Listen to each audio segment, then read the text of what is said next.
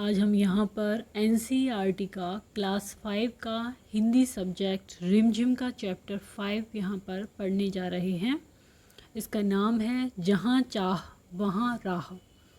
मलमली धोती का बादामी रंग खिल उठा था। किनारों पर कसूती के टाँकों से पिरोई हुई बेल थी। पल्लू पर भरवा टाँके अपना कमाल दिखा रहे थे। सुनहरे रुपहले बेल बूटों से जान आ गई थी मलमल में। इन बेल बूटों को सजाया था इला सचानी ने। इला की हिम्मत की अनूठी मिसाल है ये कढ़ाई के नमूने।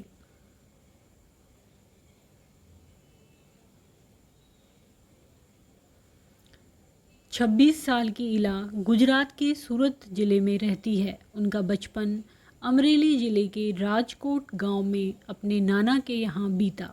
सांझ होते ही मोहल्ले के बच्चे घरों से बाहर आ जाते। कुछ मिट्टी में आड़ी तिरछी लकीरें खींचते, कुछ कनेर के पत्तों से पिटपिटी बजाते, कुछ गिट्टे खेलते, कुछ इधर उधर से टूटे फूटे घड़ों के ठीकरे बटोरकर पिट्ठू खेलते।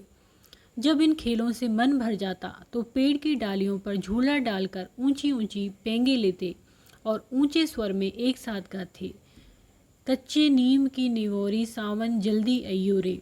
इला गाने में तो उनका साथ देती, पर उनके साथ पेंगे नहीं ले पाती। रस्सी पकड़ने को हाथ बढ़ाती, मगर हाथ तो उठते ही नहीं थे। वह चुपचाप एक किनारे बैठ जाती। मन ही मन सोचती, मैं भी ऐसा कुछ क्यों नहीं कर पाती हूँ। बच्चे भी चाहते हैं कि इला किसी न किसी तरह तो उनके साथ खेल सके। कभी कभार वह पकड़म पकड़ाई और विष अमृत के खेल में शामिल हो जाती, साथियों के साथ जमकर दौड़ती, मगर जब धप्पा करने की बारी आती तो फिर निराश हो जाती। हाथ ही नहीं उठेंगे तो धप्पा कैसे देगी। वह बहुत कोशिश करती, पर उसके हाथों न तो जैसे उसका साथ न देने की ठान रखी हो। इला ने अपने हाथों की इस जिद को एक चुनौती माना। उसने वह सब अपने पैरों से करना सीखा जो हम हाथों से करते हैं। दाल भात खाना, दूसरों के बाल बनाना, फर्श बुहारना, कपड़े धोना, तरकारी काटना, यहाँ तक कि तख्ती पर लिखना भी। उसने एक स्कूल में दाखिला ले लिया। दाखिला मिलने में भी उसे परेशानी हुई। कहीं तो उसकी सुरक्षा को लेकर चिंता थी, कहीं उसके काम करने की गति को लेकर। किसी काम को तो वह इतनी फुर्ती से कर जाती कि देखने वाले दंग रह जाते, पर किसी किसी काम में थोड़ी बहुत परेशानी तो आती ही थी। वह परेशानियों के आगे घुटने टेकने वाली नहीं थी। उसने 10वीं कक्षा तक पढ़ाई की। वह 10वीं की परीक्षा पास नहीं कर पाई। इला को यह मालूम न था कि परीक्षा के लिए उसे अतिरिक्त समय मिल सकता है। उसे ऐसे व्यक्ति की सुविधा भी मिल सकती थी जो परीक्षा में उसके लिए लिखने का काम कर सके।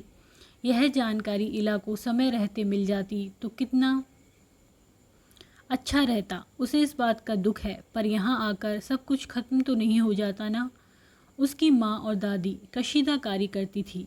वह उन्हें सुई से रेशम पिरोने से लेकर बूटियाँ उकेरते हुए देखती। न जाने कब उसने कशीदाकारी करने की ठान ली। यहाँ भी उसने अपने पैरों के अंगूठों का सहारा लिया।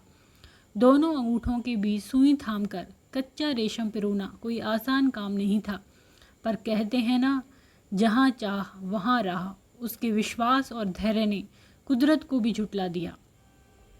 15-16 साल की होते होते इला काठियावाड़ी कशीदाकारी में माहिर हो चुकी थी। किसी वस्त्र पर किस तरह के नमूने बनाए जाएं, कौन से रंगों से नमूना खिल उठेगा और टाँके कौन कौन से लगें, यह सब वह समझ गई थी। एक समय ऐसा भी आया, अब उसके द्वारा काढ़े गए परिधानों को प्रदर्शनी लगी। इन परिधानों में काठियावाड़ के साथ साथ लखनऊ और बंगाल भी झलक रहा था। इला ने काठियावाड़ी टाँकों के साथ साथ और कई टाँके भी इस्तेमाल किए थे। पत्तियों को चिकनकारी से सजाया था, डंडियों को कांथा से उभारा था, पशु पक्षियों की ज्यामितीय आकृतियों को कसूती और जंजीर से उठा रखा था।